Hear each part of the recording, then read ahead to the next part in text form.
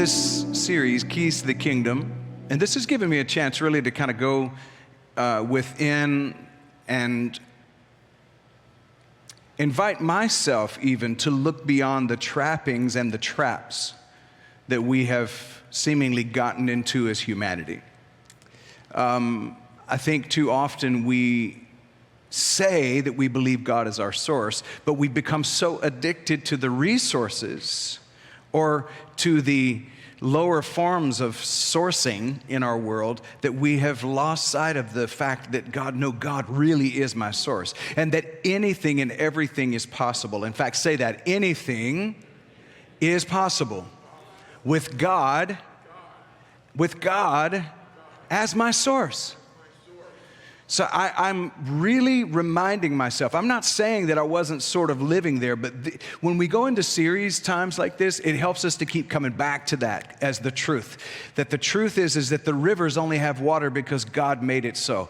That the sun only shines because God made it so. That this crazy solar system that we're a part of that's hurling through space at crazy speeds around a ball of fire, and yet we're not burned up. Only God can do that. The only reason that it happens is that God is the source. And if I believe that God is the source, then I need to understand that if God is the creator of all creation, and God also created me, and God appointed me to be of the same substance, then there's nothing that can be impossible to me. Pat yourself on the chest and say, nothing is impossible to me. I'm going to have y'all preaching today. I just want you to know that. Go ahead and prepare yourselves for it. We're looking at keys to the kingdom or queendom, and this is part 3. And so the master key, somebody say master key. The master key is once and for all recognizing God as the source. As the young people say today, period. I think they say that today. I don't know. I was looking back for Gavin's help, and he's just hiding behind the computer screen, I think so. God is the source, period. So that's the master key. Now, so then once we realize that, like we start to realize that, and that becomes our belief system, because your beliefs are powerful in this 3D world. The truth remains always higher than any belief, but your belief affects, sometimes infects your 3D world experience. So once I realize and I start to ingrain that into my being, I start to brainwash myself. Oh, I know. And you start to say the word brainwash, people think it's a negative thing, but my brain needed washing. And on a regular basis, I need to take psychic baths. Anybody else? Sometimes when you get up and you go throughout your day, you get to the end of your day, just because of the people you came in contact with, the news feeds that came onto your screen, the stuff that transpired during that day, you feel like you need a psychic bath. And this is true, that we should be taking psychic baths on a regular basis.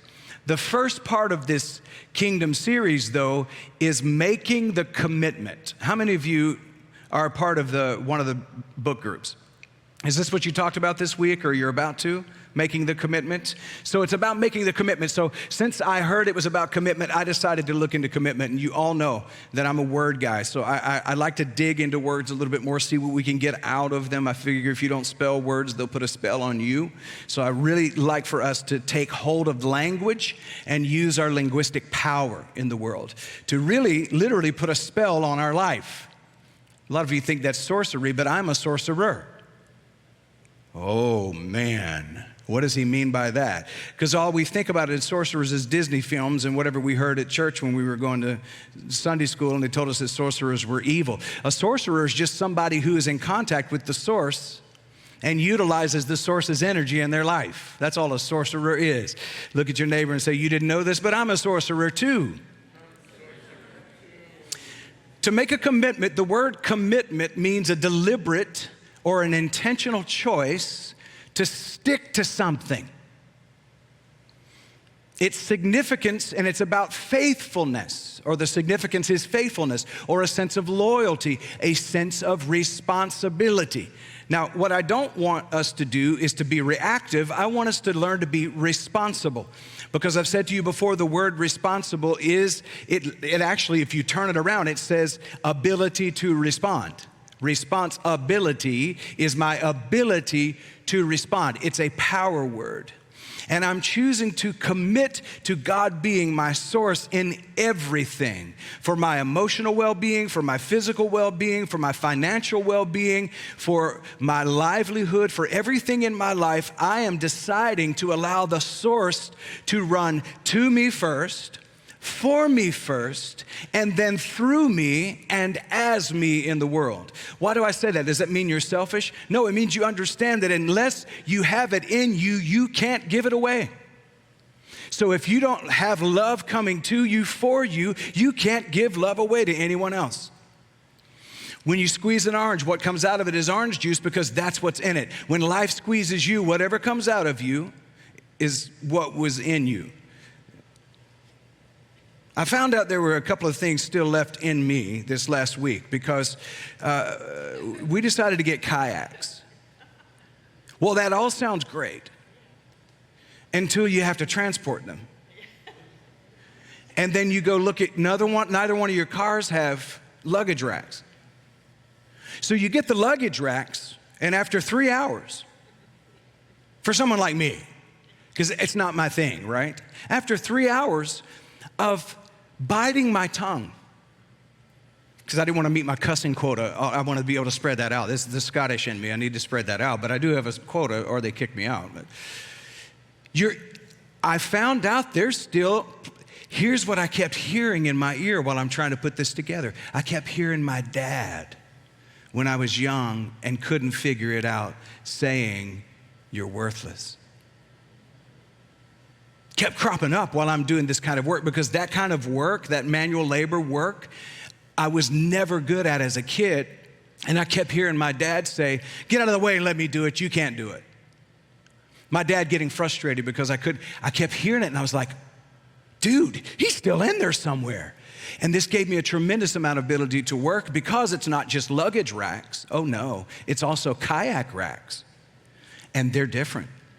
Now, you could strap them down, but my wife's a little bougie sometimes, and she's like, "No, we're not running around with just a bungee cord on these things. I want proper racks." I was like, "Fantastic, let's get them." They say they're easy to put together. The reviews were fantastic. There's 14,000 pieces to each one. Now, here's the thing. Once you get through the first one that has the 14,000 pieces, the other one feels like 10,000 pieces, and the further you go down, because you're just putting four of them, the further down you get, it's only 2,000 pieces. But, by then, you've put 60,000 pieces of something together, and they can't give you the right directions. They give you pictures, and then they transpose these lines on it, trying to tell you what that is, but they don't. I was like, oh. And I went to YouTube, and this is such an off-brand that nobody's even done a review on it yet. And guess what? I don't have the patience to do a review on it because I'm done with this.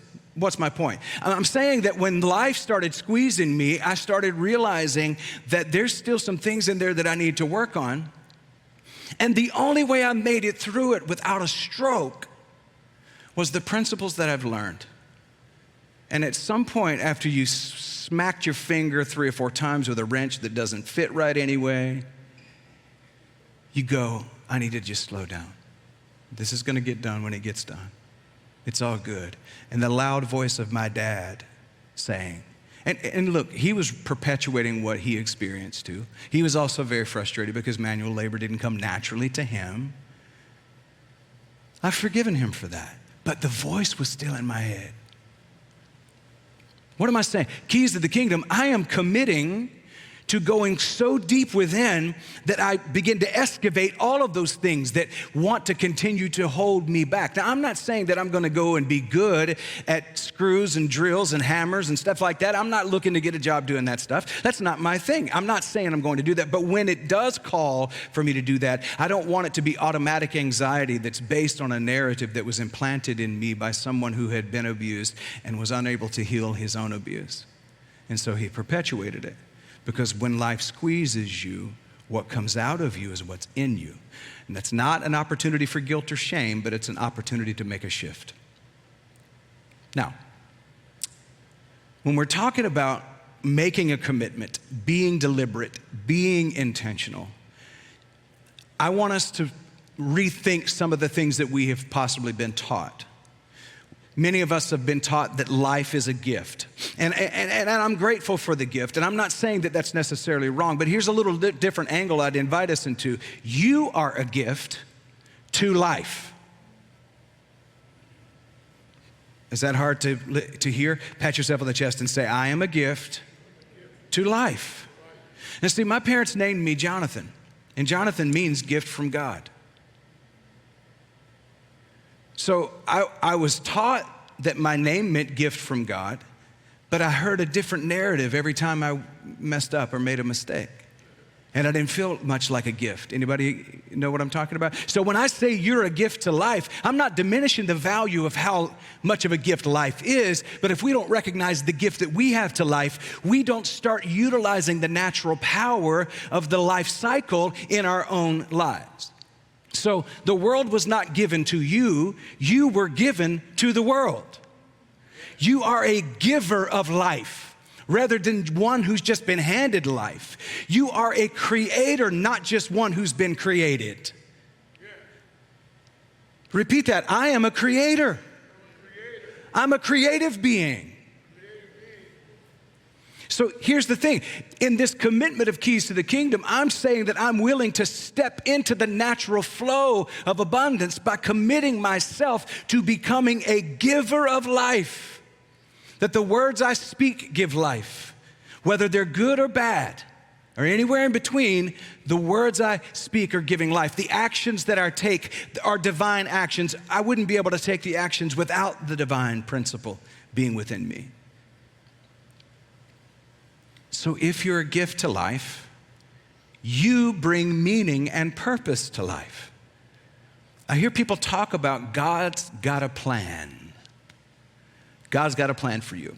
As if before you got here, He wrote down a specific plan for you. And see, and I grew up, not only did God have a plan for me, and they told me what it was, everybody told me what it was, except for me. They didn't want me to find out. They wanted to tell me what God's plan was for my life. But there was also one person that I was supposed to do life with. And of course, she was going to be a woman. She was going to be a wife. And then we were going to have 2.3 kids. We were going to go through life, and we were going to be preaching and ministering around the world, and that's what we were going to do. And there was that one perfect person. So I looked for that one perfect person. Instead of working on me, instead of being with me and accepting me fully, even knowing who I was, instead I went through 2 marriages before getting to one that's fulfilling, because I was still looking for that perfect person that was right for me, because this was God's plan for my life. How many of you ever gone through something horrific to hear somebody say to you, well, but God's got a plan for you? They don't want to sit with you in the pain, but they'll say, well, God's got a plan for you. And here's what it sounds like. It sounds like there's a specific set of paperwork somewhere, like a manual for a vacuum cleaner or something, that I'm going to be able to open it up and go to page 47, because I'm 47, go to page 47 and find out what is supposed to happen in my life. And here's what I've come to believe about this. I believe that you bring meaning and purpose to life. When people ask me what's the meaning of life, my response is you're the meaning of life. This is why what you decide is sacred in your life becomes sacred. What you decide has meaning in your life becomes meaningful to you. And here's what's important about it. Before anybody gets discouraged about it, here's what's important about it. When you know that you're the one bringing meaning and purpose to life, and you understand that the power of God is neutral and you can use it however you want, you start to step into your power to create the blueprint for the life you want. And you realize that the only one who can sabotage it ultimately is you, because the power has been given to you. This is why Jesus could say confidently, all power has been given unto me.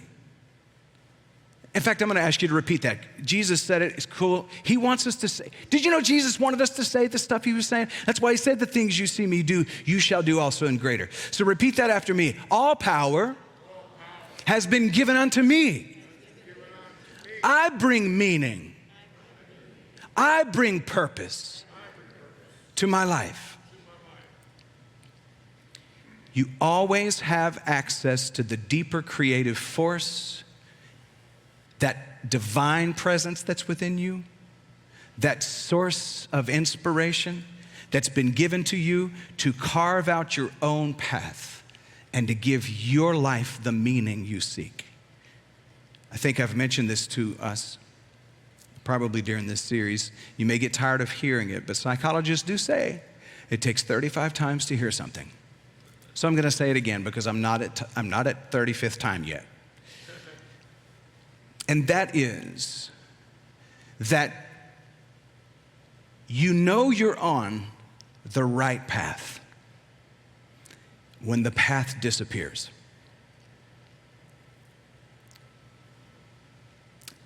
Let me explain. You see this row of carpet? Somebody else laid this carpet. I walk on it toward a path, but it's not my path. Somebody else made this path. So when the path becomes not apparent, it's because it's the path you were sent here to blaze for yourself. So because you don't see the pavement in really clear, solid lines, that's the moment that you realize, this is my path. And then you walk it by faith, not by sight. Your power is to take charge of your own purpose and your own meaning in life. Commit to being everything God made you to be. And what is that? It's surrender and allowing all of that source power to flow to me, through me, for me, as me. Now, next is the power of decision. I didn't realize how much is written about in all of the annals of time around decision. But as I wrote it, this is what came to my mind because I'm a word nerd. Decision, your decision will determine your precision, and your precision can open up all of the provisions of the source in your life. Being decisive causes precision to become more clear. I'll put it to you this way. Precision or a decision is like a sharp knife. You can be very intentional. Indecision is like a dull knife. It leaves behind destruction and pain and a lack of clarity. But decision will cause your precision to be so powerful because even the Bible says that the Word of God, not the Bible, by the way, the Word of God is like a double-edged sword, and it talks about it being able to separate the marrow from the bone. Not because you should go separating marrow from bone, but the point is if you've ever seen bone and marrow, they're so up close together that this is not talking about a sword, it's really talking more about a scalpel.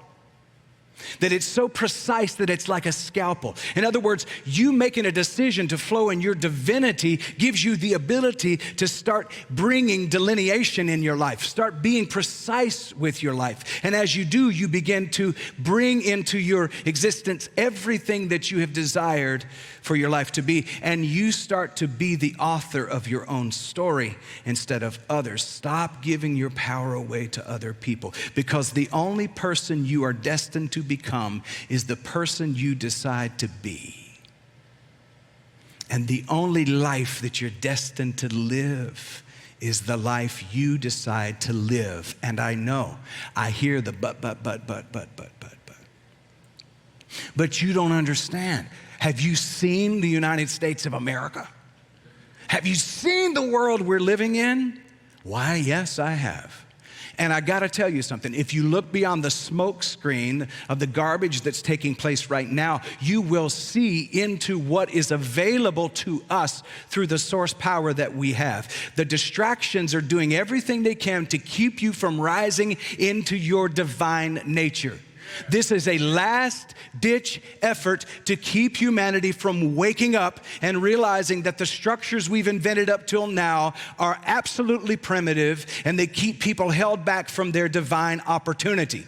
This is an opportunity, my friends, not opposition. But if you see it as opposition, you will draw the sword instead of pulling out the scalpel. And instead of taking on the power that you have, you will be drawn into a fight that's not even real and unable to live your divine position, which is more than a conqueror. Somebody say more than a conqueror. And more than a conqueror implies that everything that needed to be fought was already fought and won.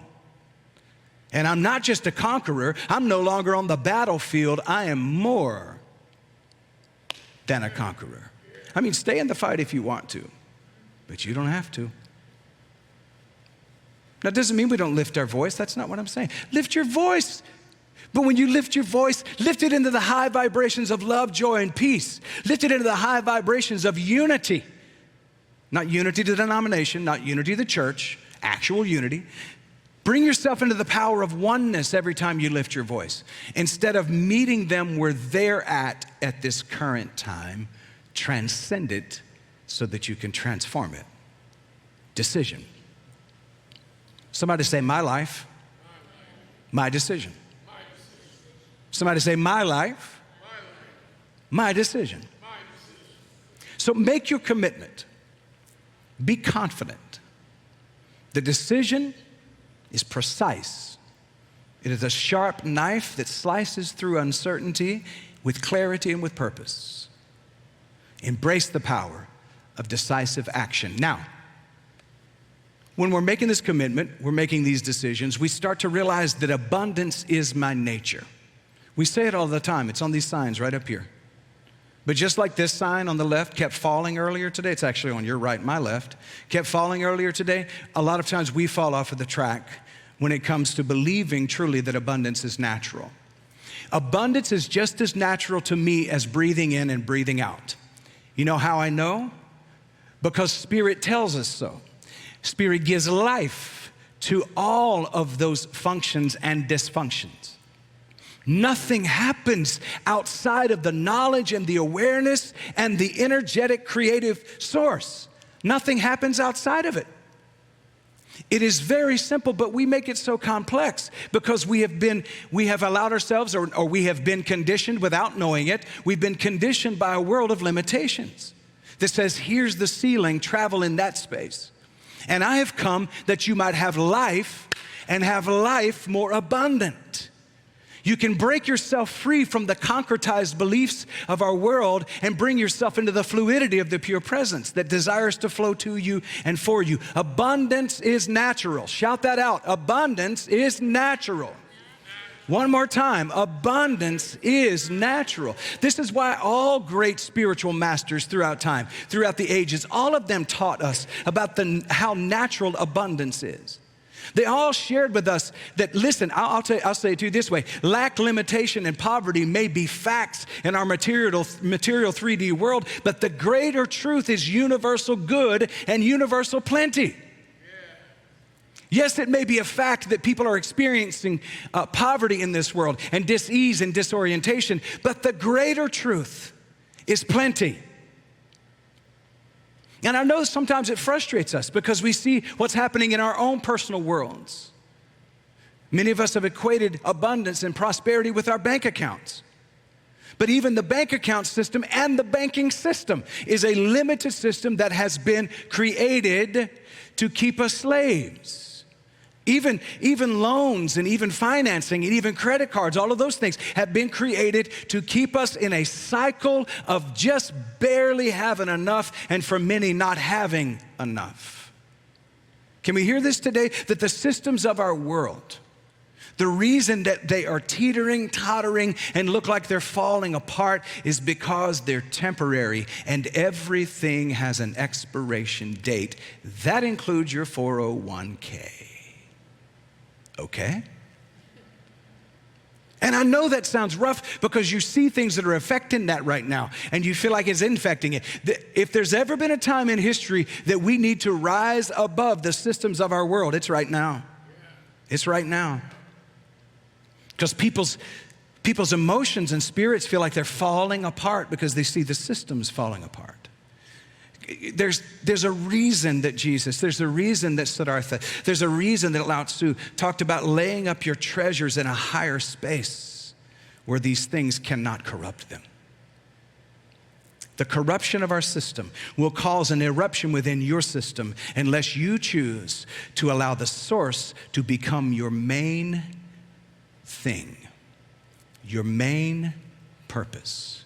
If you remain conditioned in a world of limitation, you will continue to experience limitation. This is why St. Paul said to a group of people who were under the rule and the law of Rome at that time, they were under military occupation. He said to them, now to the one, all praise and glory to the one who is able to do exceedingly abundantly above all that I can ask or think according to his power.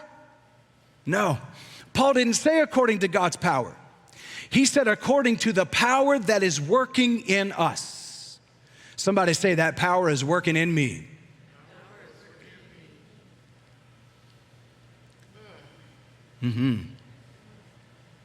Now, I've got to get through this. I don't have to, I get to.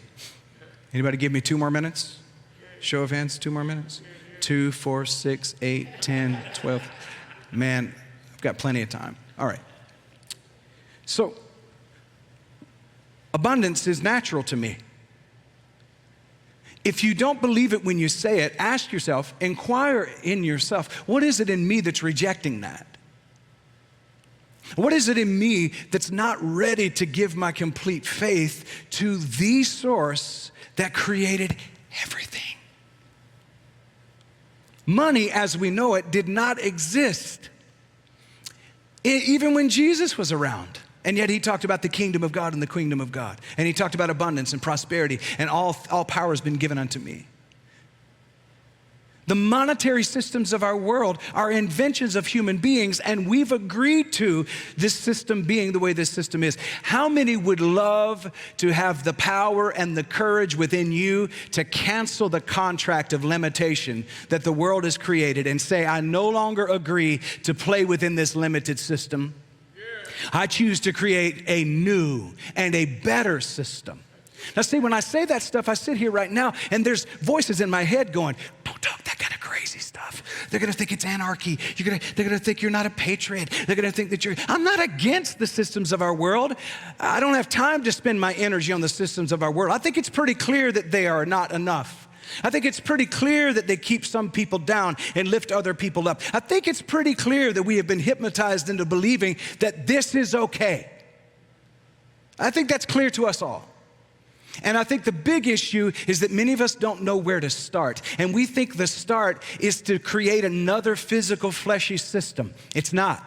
The start is to ignite and stir up the gift of the divine that is within you. The first step is to say, I absolutely commit and decide to allowing the source to be my source.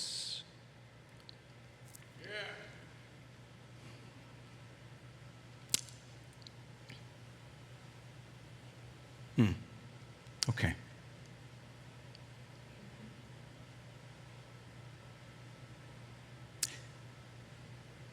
Consider closing your eyes as I read to you this download that I received this week. I was coming out of meditation, and most of the time I start my day around 4 or 4:30 every morning. And typically somewhere around 6 o'clock when I finished my time, these kinds of things began to flow. But this week, this is what flowed. And my spirit guides who share those moments with me said, you already have everything. You already are everything.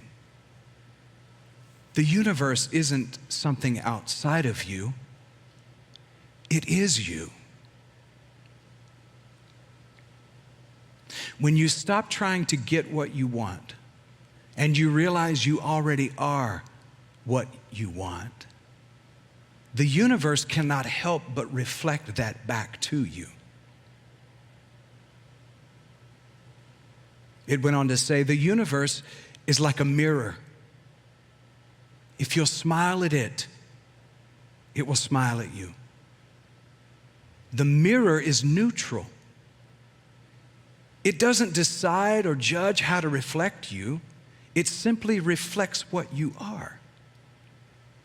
The creative power of the divine is neutral. You decide how you'll use it. or not use it. Went on to say, the universe is not something outside of you. It is you expressing itself in your unique form. So be what you want. Instead of saying someday I'll be happy, declare I am happy. Instead of saying someday I'll have all that I need, say I have all that I need and want right now. I'm successful right now. I am healthy right now. I'm prosperous in all aspects of my life right now. And he went on to say, the same energy that runs through the stars runs through you. The very same intelligence that orchestrates the seasons is alive in you. You are not a drop in the vast ocean. You are the vast ocean in a drop. The universe lacks nothing, and neither do you. And I ask you to repeat this after me. The universe lacks nothing, and neither do I. I am it. It is me. So as we go through this season, friends, of Keys to the Kingdom, I'm asking us to commit. I'm asking us to make a decision, because your decision will determine your precision, and your precision will make available to you all of the provisions, all of the benefits. Last week, I shared with you the Monty Python thing. I think I shared that last week. Well, the curtains, when the father, the king, is trying to get the prince to see past what is right there and recognize the vastness of the kingdom. And I'm asking us to be very decisive and to get that voice out of our head that says, what? The curtains.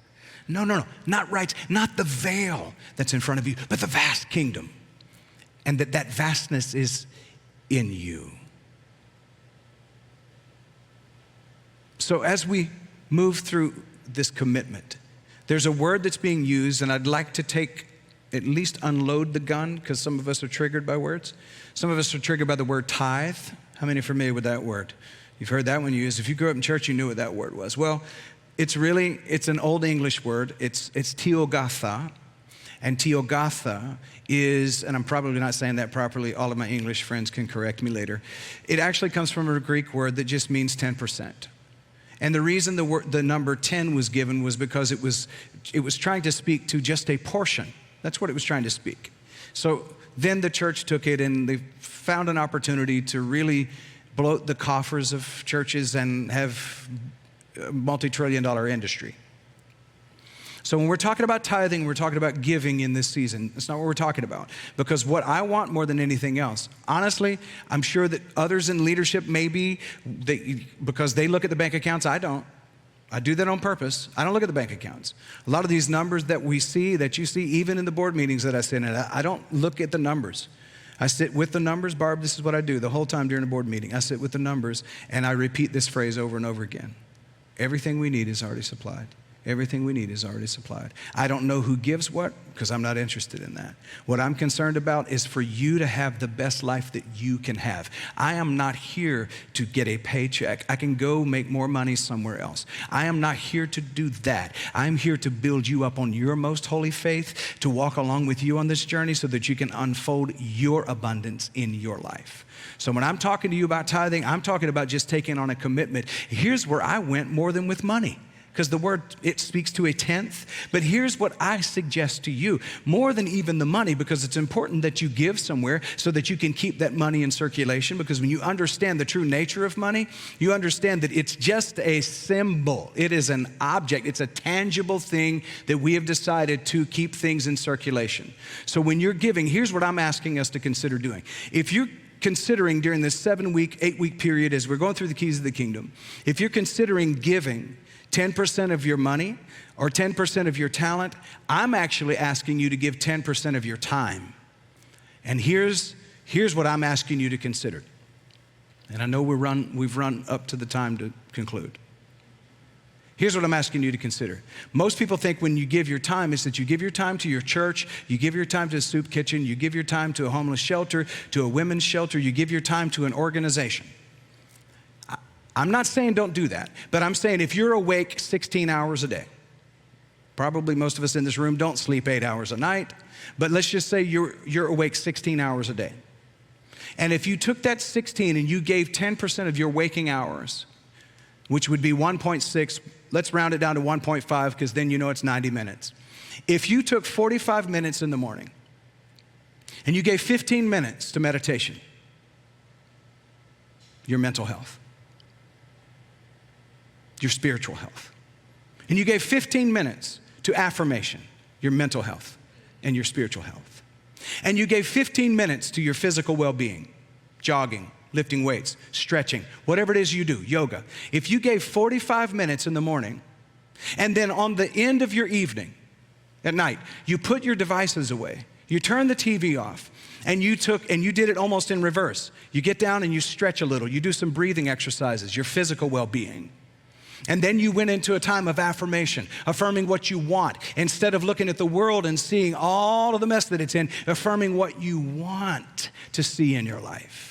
And then you end it as you go off to sleep with 15 minutes of meditation, breathing in and listening to Spirit.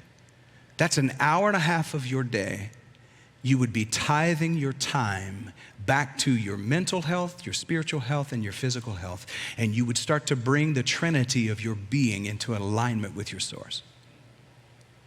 Because I understand, give to soup kitchens too, give to homeless shelters, do all of those things as well. But friends, you cannot give away what you don't have within you. And right now is the time for you to really connect with your divinity. I'm encouraging you to consider that. And I'm encouraging you to tithe wherever you're fed monetarily. Tithe wherever you are fed with your talents. Tithe wherever you are fed. But friends, commit to it, even if it's for 7 weeks. If it doesn't work, stop doing it. But folks, you can shift your whole life in 7 weeks. You can create a new habit in just 7 weeks. Consider doing that.